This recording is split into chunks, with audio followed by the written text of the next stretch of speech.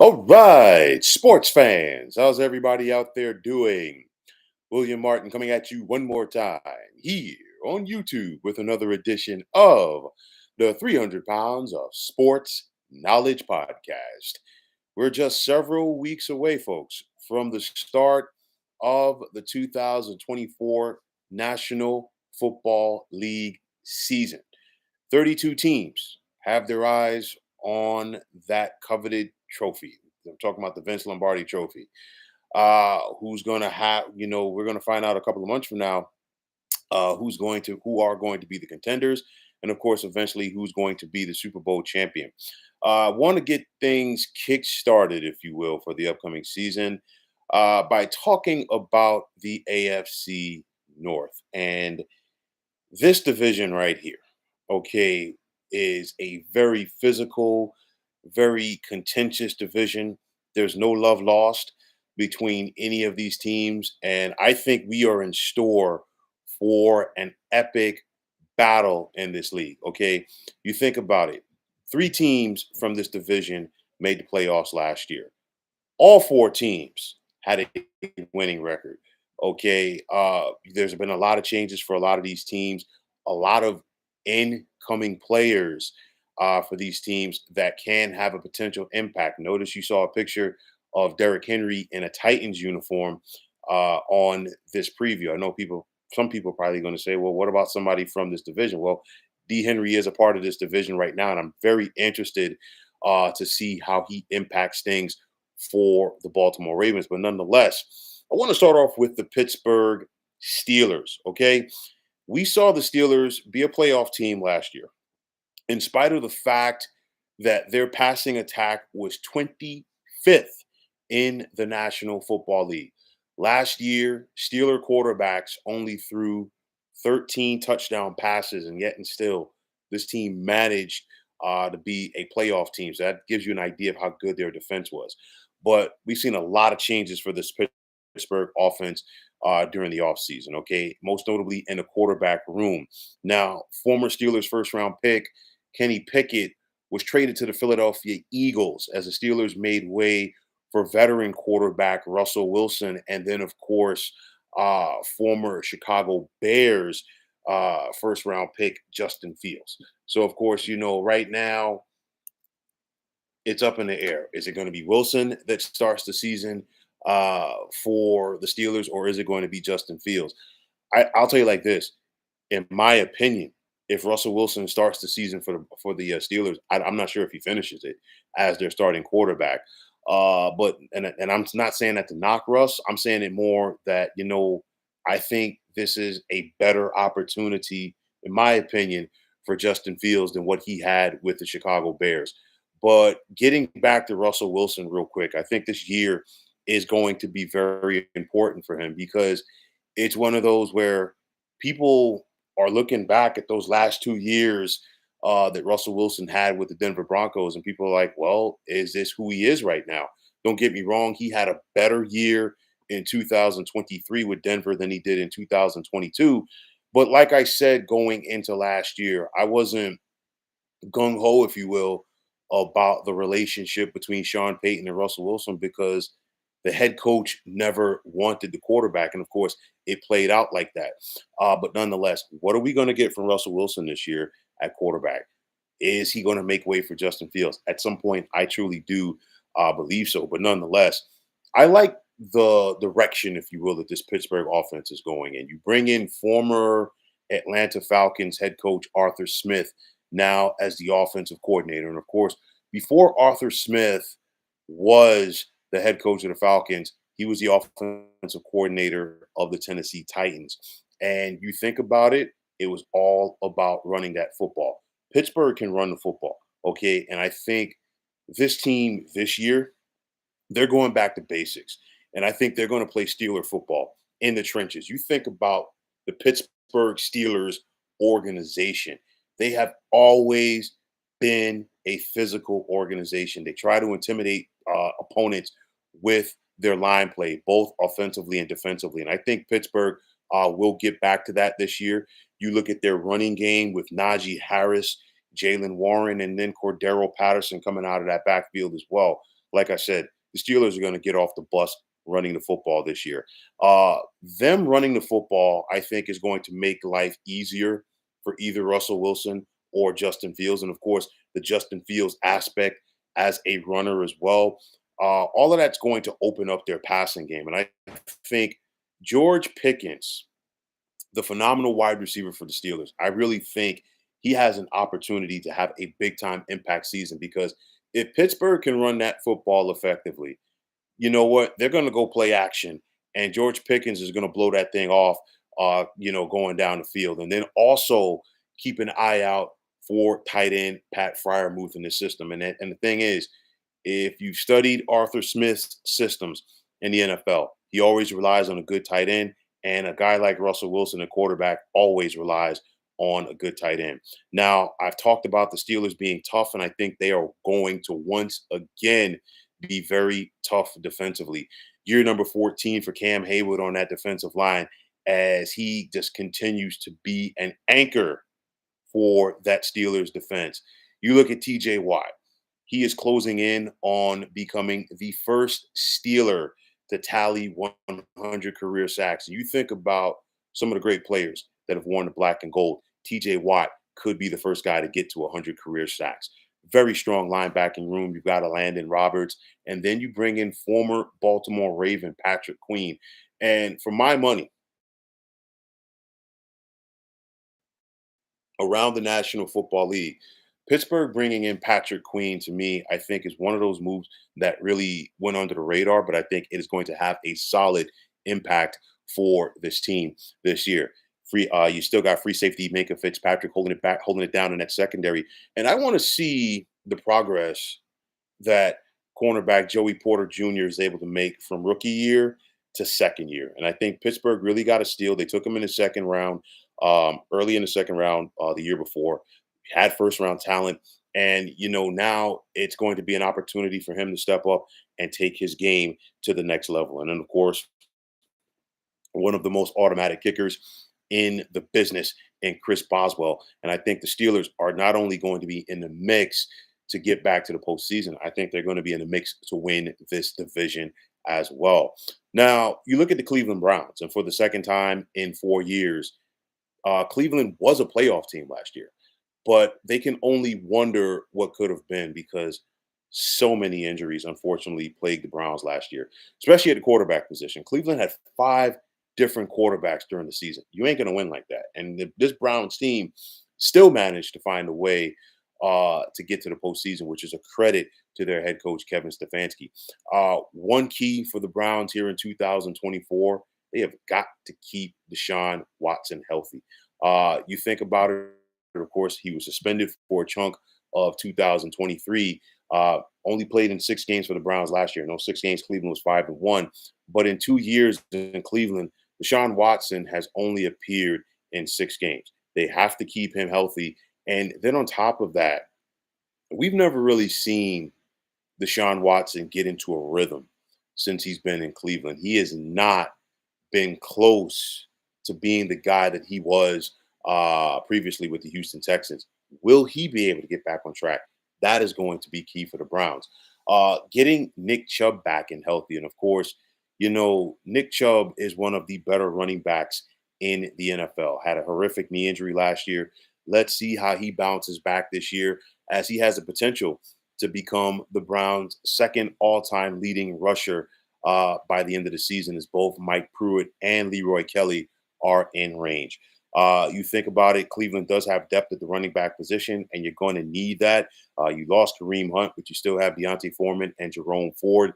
You got a durable and dependable veteran wide receiver in Amari Cooper. And then going out there and making the move with the Denver Broncos to bring in former first-round pick at wide receiver Jerry Jeudy. Jerry Jeudy, plain and simple, never lived up to his potential in Cleveland. In Denver. The Browns believe in him. They've paid him. Now is he going to go out there and make an impact as he's playing alongside another former Alabama wide receiver in Amari Cooper? Bringing in former Buffalo Bills offensive coordinator Ken Dorsey. What type of impact is he going to have on this Browns offense? And then you look at this Cleveland defense. They had the number one ranked defense a year ago. And when you think about Jim Schwartz coaches bully ball. And I say that in a positive way because he wants to go out there. He wants to put pressure on opposing quarterbacks. He wants to attack. He wants to be relentless. And guess what? He's got the team to do it. You think about Myles Garrett at defensive end. He is closing in on becoming the first Browns player to record 100 career sacks. You look at outside linebacker Jeremiah Owosu Koromoa. You got Pro Bowler Denzel Ward on that back end. This Kevin Stefanski team, I think, is once again going to be a thorn in the side of a lot of people, especially if they can stay healthy and make a run at possibly winning the AFC North. Remember, Cleveland is the only team in the AFC North that has never won the division. You look at the Cincinnati Bengals. They went 9-8 last year, and they did that in spite of a slew of injuries, most notably the quarterback Joe Burrow. And that's the thing. You've got to keep Joe Burrow healthy, and you have to keep him upright. Why? Because in parts of 4 seasons, not even 4 full seasons, because he missed a chunk of his rookie season and last year as well, Joe Burrow has already been sacked 148 times in the National Football League. You've got to keep him healthy if you want to have a chance. Losing Joe Mixon at running back in free agency is big because you think about it, in Cleveland and Cincinnati Bengals franchise history, only Corey Dillon and James Brooks have rushed for more yards than Joe Mixon did. And of course, Cincinnati lost him to free agency to Houston. And to give you an idea of the drop off, last year Joe Mixon rushed for more than 1,000 yards for Cincinnati. The Bengals' second leading rusher was Chase Brown with just 179 yards. So you look at it, Cincinnati still has a ton of talent at wide receiver, of course, with T. Higgins and Jamar Chase. And of course, the all-world Joe Burrow. But they have to find that balance on offense and being able to run the football. Defensive end Trey Hendrickson is coming off of a career year. He set a Bengals single-season franchise record with 17 and a half sacks. What is he going to be able to do for an encore? We've got to wait and see. Zach Taylor knows how to coach him up each and every Sunday. It's going to be interesting to see if Cincinnati is going to be able to navigate their way to a postseason berth. And finally, you've got the Baltimore Ravens. And of course, last year we saw the stars align for Baltimore as they got to the AFC Championship game, the first time that they hosted the AFC Championship game. But when it was all said and done, they could not overcome the Kansas City Chiefs. But, we've seen the Ravens in recent years be so close so often. Will this finally be the year where they're able to get over the hump and bring that Lombardi trophy back to Baltimore? You look at Baltimore's offense last year. It was one of the tops in the National Football League. Will that once again be the case? They led the league in rushing. I'll tell you like this, at the very least, okay, in this Todd Monken offense, I think they're going to lead the league in rushing once again. Why? Because you bring in Derrick Henry from the Tennessee Titans. And I know it's very easy to say, because I've been saying it in the past as well. When is the other shoe going to drop for Derrick Henry? Because in four of the last 5 years, he's led the National Football League in rushing, and in attempts rather, and he's done it without quality play from the quarterback position. Lamar Jackson is definitely an upgrade if you're Derrick Henry over Ryan Tannehill. And I think even at this advanced stage of Henry's career at the running back position, I still think he has what it takes to go out there and get at least 1,000 yards on the ground. And that's going to be important because you think about it, year in and year out, Lamar Jackson is the guy who is consistently the leading rusher for the Baltimore Ravens. Now he's going to get another impact player in that backfield. Getting a healthy Mark Andrews back at tight end, that's going to be key for the Baltimore Ravens. We saw how this offense looked different coming down the stretch. And maybe, just maybe, if they had I know he came back for the AFC Championship game, okay? But maybe if he was healthy and back in rhythm, maybe we're talking about things in the Super Bowl a little bit differently from last year. You never know. But then, Zay Flowers, what is he? Is he going to be able to take that next step as a wide receiver for Baltimore. That's going to be key as well. Now, we saw this Baltimore defense lose defensive coordinator Mike McDonald. He is now the head coach of the Seattle Seahawks. So you promote former linebacker Zachary Orr to that position. I talked about them losing Patrick Queen to the Pittsburgh Steelers. You still got Roquan Smith at inside linebacker. Pro Bowl defensive tackle Justin Matabuke is coming off of a 13 and a half sack season. And anytime you can get the big fellas up front at the nose tackle position and they're getting double digit sacks, that lets you know that this D is real. You still have veteran linebacker Kyle Van Noy. And then I love the secondary with the likes of Marlon Humphrey and Pro Bowl strong safety Kyle Hamilton, excuse me. So John Harbaugh, he just knows how to push all of the right buttons for his team. And Baltimore, they won this division last year, and they're going to try to navigate their way through it to get it again. And like I said before, this is going to be a dogfight right here because you think about it again, all four teams in this division finished with a winning record last year. I think all four of them finished with a winning record once again, as long as everybody's supposed to stay healthy. And to give you an idea of how tough it was in this division a year ago, only Pittsburgh finished with a winning record within the AFC North. They went 5-1. Baltimore was 3-3. Cleveland was 3-3. And of course, the one team that didn't make the postseason out of the AFC North, Cincinnati, they went 1-5. So when you have a division that is so tight and so contentious and so competitive, like the AFC North is and will be this year, those division games are extremely important. And then when you have an opportunity to take care of your business against the teams that you're supposed to beat, you got to go out there and do it. So, there's really not going to be a lot of margin for error within this division because, of course, everybody wants to win. At least you get one home game, and then of course everybody else is going to have to vie for wild card spots. I'll tell you like this: I think at the very least, the AFC North gets three teams. Once again, it would not surprise me to see all four come out of this division. That's how competitive that this league is going to be. I think Pittsburgh has done enough to improve their offense. I think head coach Mike Tomlin still has his finger on the pulse of this team. You look at Lamar Jackson. He's already an MVP, multiple time MVP, but can he take his game to the next level from the pocket consistently? That's going to be the big thing. Keeping Joe Burrow healthy is going to be key in Cincinnati. And then, of course, Cleveland with Deshaun Watson. Can he get back to being the player that he was with the Houston Texans? I think this is going to be an exciting division, one of, if not the most exciting in the National Football League. When it's all said and done, I'm going to take Baltimore to repeat as division champs. But with that said, it would not surprise me to see at least three of these teams once again make the postseason from this division. That's how competitive it is. The division games are going to be very important. And I'll tell you like this: buckle up for some physical football in the AFC North.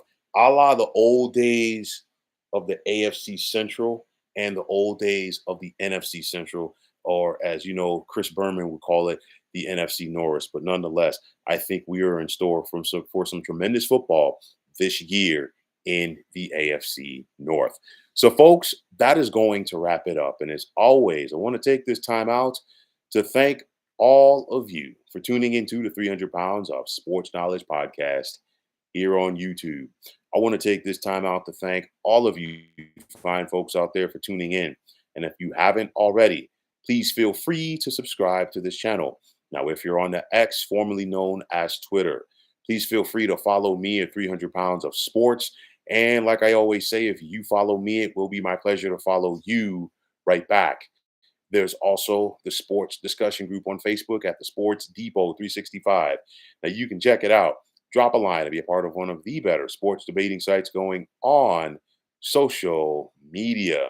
And as I am in the process of breaking things down for the upcoming National Football League season. Be sure to tune into this channel tomorrow as I will be discussing all things in the AFC East. So, folks, once again, my name is William Martin, and I'm signing off, and I'm saying thanks once again for tuning into the 300 Pounds of Sports Knowledge podcast here on YouTube.